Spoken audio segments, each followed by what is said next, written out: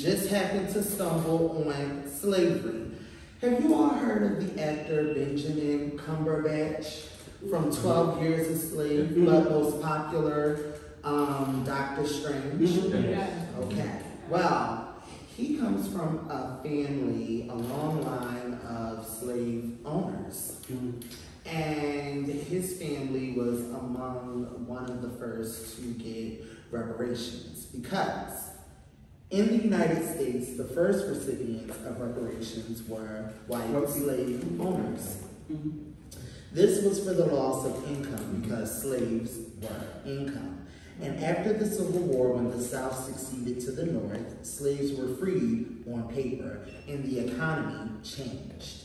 In 1865, 4 million freed slaves were promised 40 acres and a mule, which could have even created generational wealth from the ancestors. Trump doesn't get asked about reparations, and Harris's stance is, this needs to be studied. But she has not been clear on whether she'd sponsor it. While in office, Barack Obama didn't sponsor a bill or legislation towards reparations either. Now, according to the book, From Here to Equity, Reparations for Black Americans in the 21st Century, if reparations were to be paid, it would be in the amount of between $10 trillion and $12 trillion, or $800,000 per Black household. That would shrink the racial wealth gap completely. Why are both candidates shying away from the issue of reparations? I'll jump in first. All right, so, and was arguably the world's seventh largest economy for the standalone economy, California, and probably the most liberal state in the Union, they are having the hardest fight in their life around reparations. The way public policy works, it is typically studied, and you get this big, grandiose white paper. And from that white paper, you then boil it down to what the policy actually look like, that you can maybe then formulate into a bill. I agree, now I'm looking with my Black Republicans for Harris hat on, I agree with the Vice President. I think the issue of reparation and how to properly deal with it and what that policy should look like coming out of the federal government probably needs to be studied a bit, so then we can effectively push what we can get through. And the other dirty secret of politics is this: you don't get anything in a big full swoop most of the time. It's more likely piecemeal. So, I mean, you know, we look at Obamacare, right? We got Obamacare in 2010, but in reality, it was the same exact legislation, same exact blueprint of Hillary Claire from the 1990s. So, you know, I think the right pathway is to actually study what reparations look like, because, yeah, there probably needs to be a cash portion of that. But more importantly, the cash portion doesn't change the structural impact of it. It doesn't change the access to banking. It doesn't change the access to education. It doesn't change the access to housing, right? I mean, look, we're in the New York area right here. Housing is expensive as hell. You know, I thought about moving up there and saying, okay, shit, but black ass in Baltimore. You know, and so it doesn't change those things. Those things also have to be, so that's why you actually have to take a look at it instead of just rushing out of it. I know a lot of the ADOS community is like, well, just give us some fucking money now. There's my money now, but that's just not how things work. And it may feel that way and may want to pass like that, but that's just not how things work. So I agree with the Vice President. Yes, I'm putting my Black Republicans for Harris hat on here. I agree with the Vice President when it comes to reparations. That one, yes, they're absolutely needed. Black people built this country from top to bottom, still built this country. You know, the greatest export America has is culture, particularly black culture, and we'll stand on that.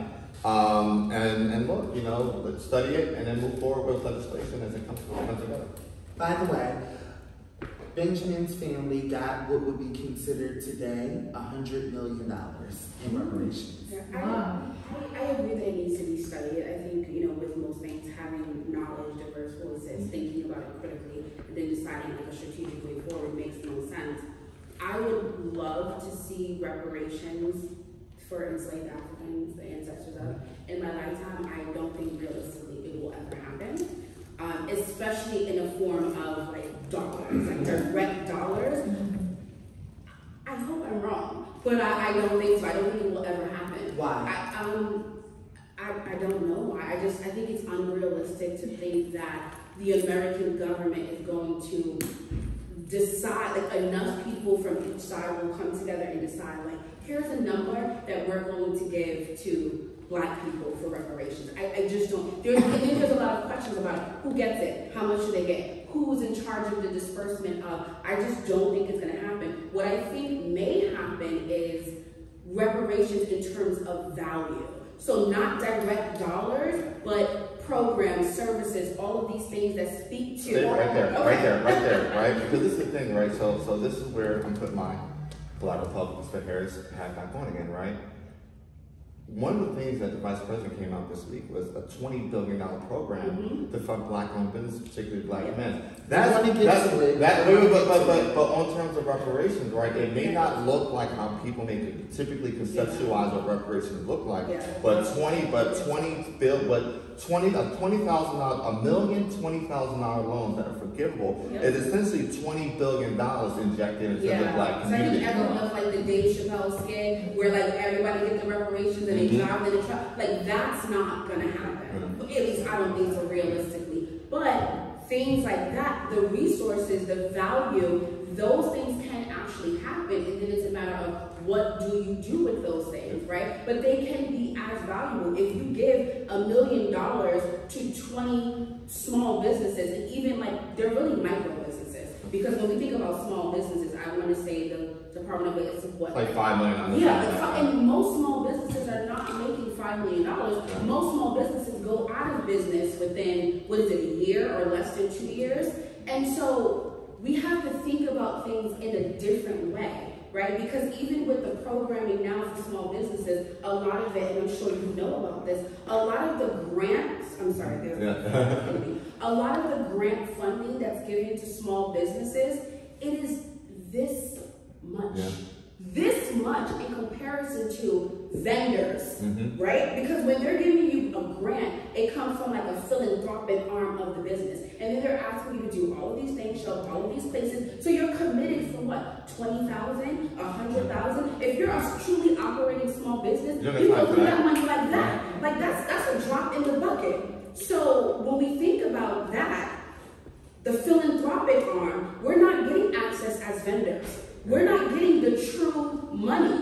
Even that, what is that, like 30% of the government is going to do 30%, allocate 30% to minority people. Most of that funding goes to white women because they are a minority. So when we think about reparations, think about it in that way. Will you get a direct check? I don't know. I hope so. I'm here for it because I want one too. But if we don't get that, if that's not realistic, what are the other ways that we can get valuable reparations for our Is it problematic to be tasked with thinking with having to think outside of the box when other races who received reparations did not have to think outside of the box and were given monetary reparations? Well, I would hope that, you know, the because they did not have to think about that. You're absolutely grants and loans and all these other things. They were just giving the money. I would hope that from the research and from all of this, that they would come up with real solutions that will have real impact. So when I say think about it, I don't mean think about how they're going to get there. I mean, think about when resources become available, how are you going to use that to your advantage? Is it a little problematic to, again, put that weight, as Ruth was saying, on the shoulders of us? Yeah, it is. What are the other alternatives? We've been having this reparation conversation for how long? And how much has it really moved? So we could talk about what, in theory, like you said earlier, we could talk about things theoretically, but we could just talk about the reality of what it is. I think when we talk about alternatives, so part of the international law degree is we talk about transitional justice. So when we talk about transitional justice and reparations, it does include the building museums, funding schools, and this and that. So that is a part of reparations. Harris saying that the research needs to be done. The research is done. The research, I've sat through the panels. The research is done on obviously how much each family should get. The research is done in the Caribbean. Even if all the questions were answered, like who gets what? Like Louisiana used to be a French colony. Now it's a, right? Even if all those questions were answered, it is not economically sound for the United States to uplift Black people. And I do think that the United States is, I know that, I forgot her name, she changed, Nikki, said that the United States isn't, I forgot her last name, not to be disrespectful. the United States isn't a racist country. It just has racism in it. Oh, Haley? Nikki Haley, yes. I think when we say these things like, oh, we just don't know, or if these questions are answered, the research needs to be done. All those answers are there, they're available, the research has been done. Maybe one agreement has not been made, but the research has been done. And I think to your point, I don't think a politician's going to say, yep, my campaign trail is $800,000 per black family. You're not going to get anywhere with that. But I think an alternative saying, hey, piecemeal is equally as problematic. Because as a business owner, $20,000 doesn't mean anything. $20,000 is incomparable. Even in long term, larger scale, it's not comparable to any reparations package that black people, not even in the United States, black people that are descendants of slavery deserve. So I would like the question to be, is it possible at all that we get reparations? I don't think it benefits either candidate to say, yeah, like black people, they deserve. So a couple things. First, to James's point, reparations are taking place at the state level institution. HBCUs actually currently right now are clawing back dollars that they've been underfunded from states. I know, for example, Maryland, Mississippi, Florida have all gone through it in the last 5 years. To your point about reparations and piecemeal, the way the legislative process works, almost everything is piecemeal. Almost everything is piecemeal over an X amount period of time. It's the reason why when they talk about budgets, they'll say, oh, hey, this program is going to cost, let's say, $1 trillion, right? When in reality, we're talking about $100 billion per year. It's not as shocking to say, okay, it may have cost us another $100 billion, it's not about $5 trillion we're already spending. But we come and say, oh, it's going to cost $1 trillion, sounds really great, right? And most things are piecemeal. But I will also say this, right, to, let's say, what the Vice President proposed on the $20,000 forgivable loan. According to the SBA and most state labor departments, the average black-owned business has one employee and does about $54,000 a year in revenue. So if I'm able to come in and inject $20,000 that's essentially forgivable, I've either funded 40% of your revenue that you're going to do, which you can then use to expand what you're working on already, or another $20,000 on which you're already working on. But either way, for entrepreneurs, I think most of us probably here are business owners to some degree, that 20 grand can go a very, very long way depending on what you're using it for. I'm not particularly... And region matters too, because 20 grand in New York is going to be completely different than 20 grand in Iowa. Thank you for saying.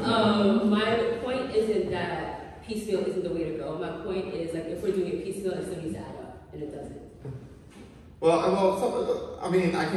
can disagree on the philosophy of it, but I can just look at the history of things. I was a history major as well, so I just look at the history of things. Most major legislation was piecemeal until you get an omnibus somewhere along the line. You're going to get, carve-outs and voting rights here, carve-outs, and then you eventually get the Voting Rights Act, right? You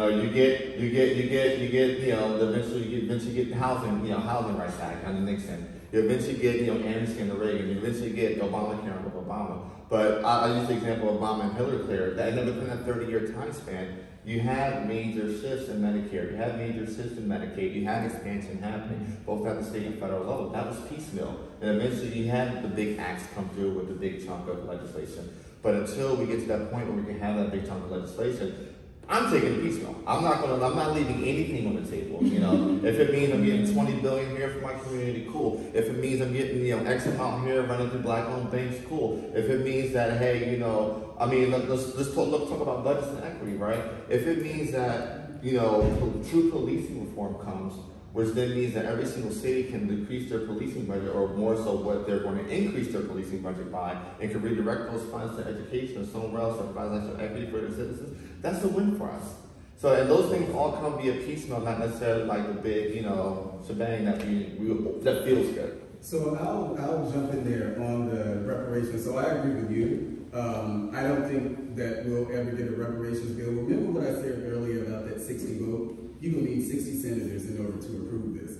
Now, this is what I think a failure in black media, as we're talking about proposals and government. So Kamala Harris is proposing this. What you're not hearing is that in 2021, there was a study, there was a bill that was put on the floor, a commission to study reparations. They reintroduced it in 2023. So this study Kamala Harris is proposing to study it yet once again. It is not so, again, she's proposing to study it again. And what I wish media would do as they talk about these proposals, even this $25,000 that she's proposing to help towards homeowners. In March of this year, I believe the date was March 4th, Joe Biden proposed the same policy. Good, give Kamala Harris credit for proposing this, but again, this isn't something that she is doing that is brand new. It is consistent with government policies. I can assure you that there are programs to help people, SBA loans, SBA grants. We know what the Trump administration did with their Minority Development Business Agency and making sure that minorities had access to these type of business grants. But this particular thing, we just saw, and I'm sure everybody here has been following the news on, and I can't think of the name of the fund, I'm just going to call it the Future Fund. But it was this fund in Atlanta, based in Atlanta, the Fearless Fund, in Atlanta that was specific to black women. It was giving grants to black women. Courts ruled that was unconstitutional. Who sued them? Who sued them? Say his name. I mean, it was Stephen Miller, former senior advisor to Donald Trump. That sued them. But that part right there is the destruction. No, you got it. You got to tell it was white conservatives. It was white conservatives that attacked black women on black women. Or you're going to have a conversation. All right. But we can't do it at the same time. So let me finish my point. And my point is, so we're going to hear from Melik. Yes, and so to finish my point, irrespective of who filed the lawsuit, the courts said that it was unconstitutional. This is what the court said. So it doesn't matter who filed it, the court said that it was unconstitutional. So what are we prepping for now? This idea that 20 million or how much ever money will be going to black men as part of Kamala Harris's plan, she knows that it's unconstitutional. What's going to happen if she's even able to get it through Congress, which is very doubtful, again, that 60 vote threshold, is going to be ruled unconstitutional. We don't have to like it. But what she's proposing is something that more than likely is unconstitutional, and she's doing it at the last minute of the campaign. Okay, fine, give her credit for all of this stuff. But understand what she's talking about. This issue of reparations, it doesn't need to be studied. There are people, there are academics who have studied this for years. It's on the, where we get stuck. The big thing here is the check. Now, if you're going to send me a check, send me that damn check. I want the check too. Do I believe I will ever get a check?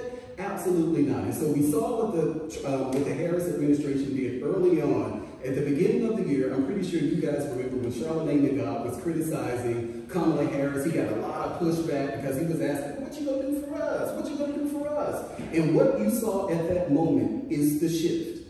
You saw the Harris team, the Biden-Harris administration started saying, well, okay, we know we're not going to do nothing specific for you, but what we can do is give you things that other groups benefit from. So everything that Kamala Harris is proposing, every other group benefits from. When Kamala Harris said that their administration gave out $1.5 billion in SBA loans to black businesses, she is absolutely right about that. Hispanic businesses got $3 billion.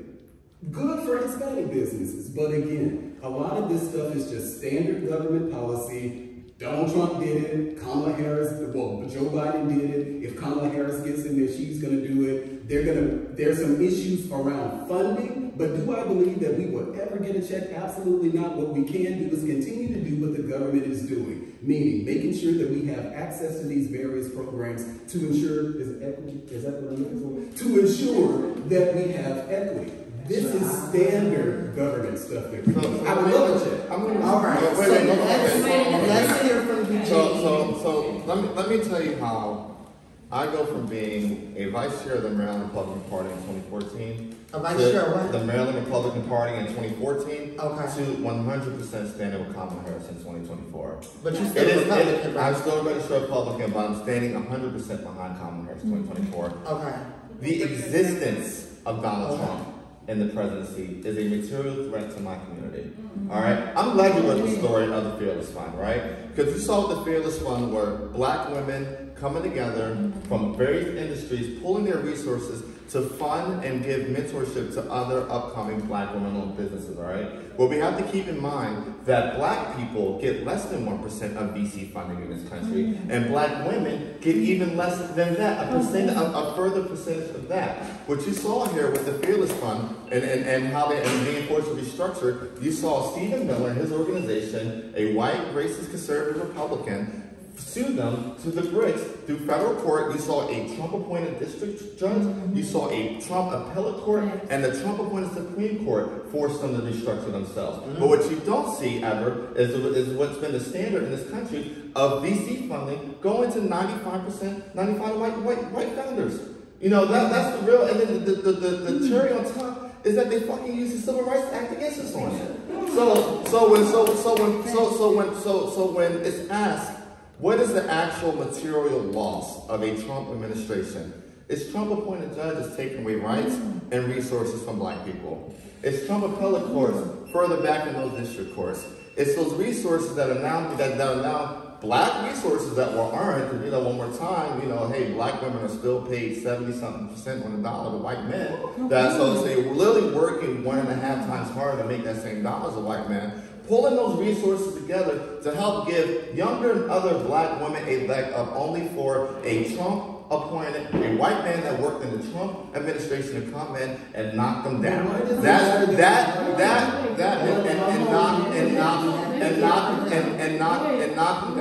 knock them down. When people ask me, Gene, how do you rank this shit, right? I say, I am black, I'm American, I just happen to be a Republican. But that black is always first. At the end of the day, I was born black, I'm going to die black. No matter, that's the constant there. So everything else comes after that. So for me, right, and I say this as one of the few black Republicans standing alone in this fight. I'm the chair of Black Republicans for Harris, right? I was with Columnist on Wednesday. You can see the pictures, they're right there, other people in the room, right? You know, the thing is this.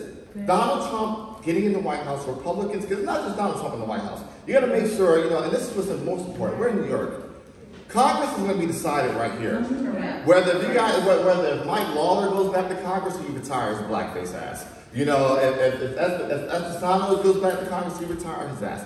The majority is going to run through here. You know, if Hakeem Jeffries, the Speaker of the House, is going to be decided here in California. That's why I thought it was important to be here today. I'll be honest with you. Because it's one thing to beat Donald Trump. I think we're going to beat Donald Trump. I think we're going to smoke him on election. I don't think we'll be dragged out. But what's important is this.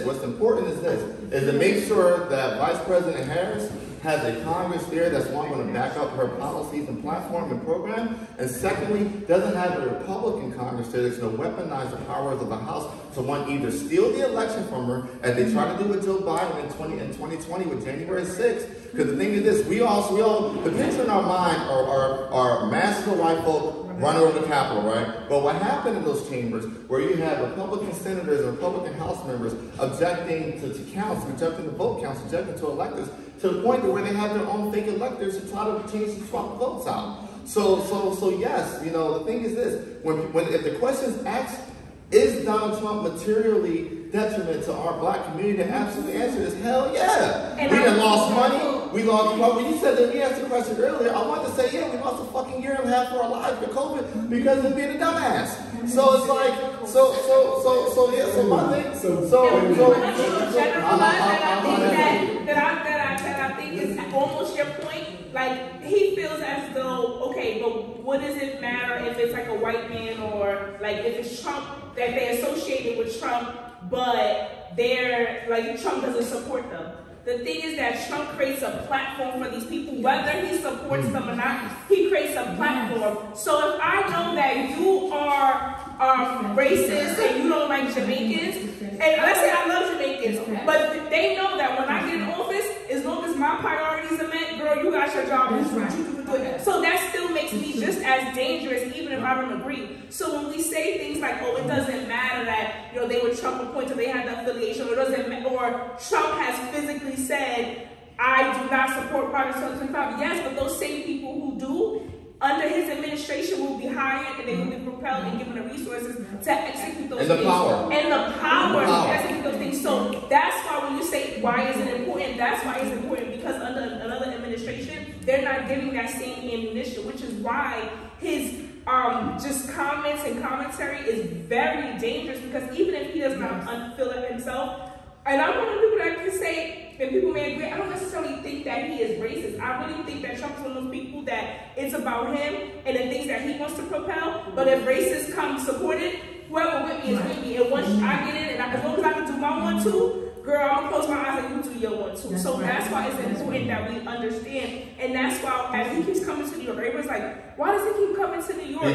Because of congressional races. So he was in the Bronx twice. He also was gonna do a big rally at Madison Square Garden. In politics, the number one thing is you need to know, you don't need 100, this is not school, you don't need an A+ to win. You can literally get a little 70% and you got the thing. So when he's coming out here, he knows, I may lose overall New York, but I need to win and propel and hype up these congressional races in Long Island and things like that. Why? Because if I win, I'm good, I know who I'm going to propel. But if I lose, I know that I'm going to make sure that all my people, make sure that no bills get through. Kamala can't have the House. She's not going to have the Congress, and she can't do anything. And then what does that do? It helps my base, right? Because when I run again, I can say she was the president, and she didn't do nothing. And nobody's going to say, yeah, because you got all these judges and these things you put in court. So that's why when everyone's like, why is it important that they say it's a Trump-appointed person or a Trump ally? It's important because we're showing that with him comes all these different people. So we're going to let this side cool off a little bit. Because they a little hot right now. Then we got this cheerleader over here. No, but you cannot deny the facts. Right. I know we got on Q&A. No, I appreciate you. No, you keep doing what you're doing. Melik, I'm going to give you 2 minutes to respond, because I know you got something in your mind. Well, again, I don't have to focus on Kamala Harris. As you notice, every response is, but Donald Trump. I don't have to focus on Kamala Harris. What can I tell you? I can tell you that that fearless fund, it's easy to say. Well, the only reason that and this is unfortunately a function of our politics, the only reason that those judges voted saying that the Freedom Fund was unconstitutional is because they were appointed by a Republican. That's how we view our politics. If Democrats do something, the only reason they did it is they were appointed by a Democrat, and the same thing with the Republican. The fact is that this fearless fund, which is what we were talking about on the issue of reparations, it was ruled unconstitutional. So this threat, somehow Donald Trump is a threat, even though he's not in office, okay, fine. Fine, think that Donald Trump is a threat. I don't have a problem with people who feel as if Donald Trump is a threat. Tell me what he did when you were in office and how he impacted your lives. These new things like I need 200,000 Americans. So yes, he's not good, but he made sure that he put people in these positions that he didn't That's still hot over there, and they can't stop talking right about now. I try to get the point across here. Again, tell me how he materially impacted your life. I'm not talking about... There's 300,000 dead Americans. 300,000 dead Americans. Material impact of life. 300,000 dead Americans.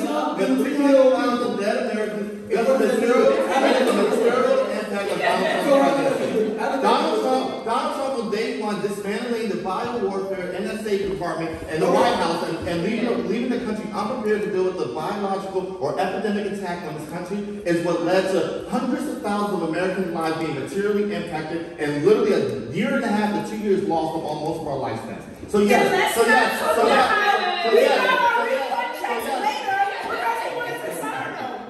So I actually material impact.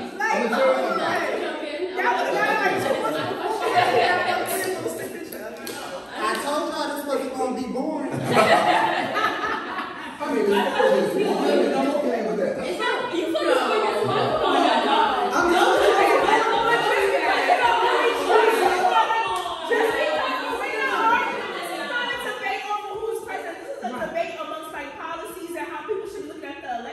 We're not saying that, because she's even mentioning, so this is not a Trump versus Kamala. This is like how people should be viewing the election in terms of policies and what people need to know about the policy. Is anybody else here a Trump supporter? But it's not about that.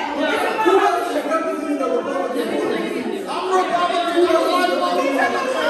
I've been Republican for 17 years. No, it's two of them. Actually, I'll take it a step further. I'm Republican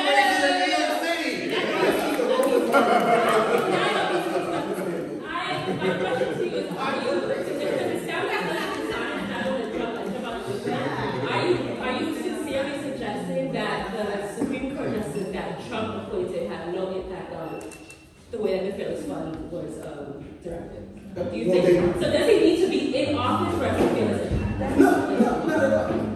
No, not at all. But again, on the issue of that Fearless Fund, and we can keep going back on the Fearless Fund. What is? Just because of their Okay. Like, it has to be So we're gonna have to have a level of respect here. So as soon as I say something, you go yell over me, and that's not something that's conducive. I didn't come to New York for that. I came to New York to be able to have a conversation. So I understand. This is not now while Roland Martin's show may be a ghetto good rap show. I know you fucking lying.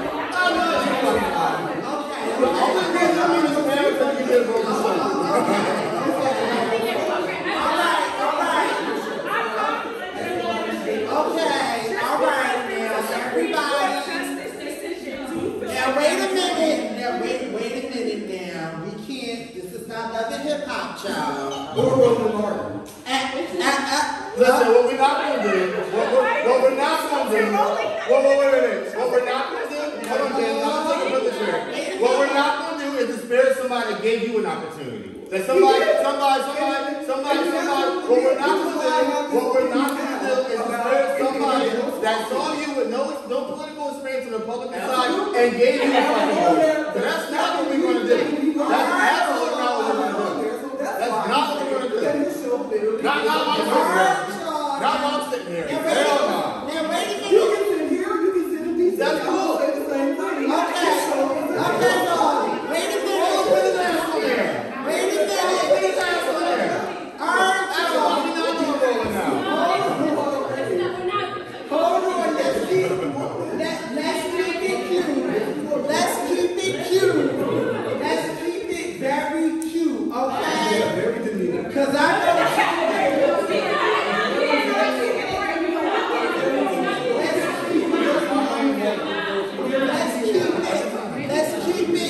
Let's keep it cute. All right, let's move on to the next prompt, all right? Because really, I'm the one. All right.